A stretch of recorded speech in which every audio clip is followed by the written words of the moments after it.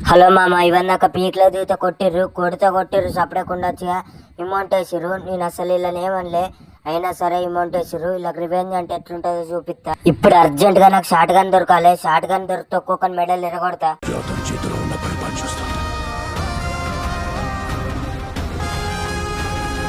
మనకు short gun దొరికింది, ఇక రివెంజ్ తీసుకొని పోదాం.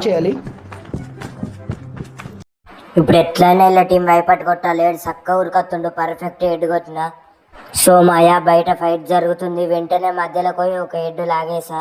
దీనికి వన్ టాప్ కొడదాం అనుకుంటా, గ్యాప్ ఇవ్వకుండా గ్లోవల్ ఎత్తుండు. ఇట్లా గ్యాప్ ఇస్తే వన్ టాప్ ఈజీగా పడుతుంది. ఇప్పుడు దీనికి ఖచ్చితంగా హెడ్ పడుతుంది. ఇవన్ దాకా బాడీకి పడ్డది, ఇప్పుడు ఖచ్చితంగా హెడ్ కొడదాం.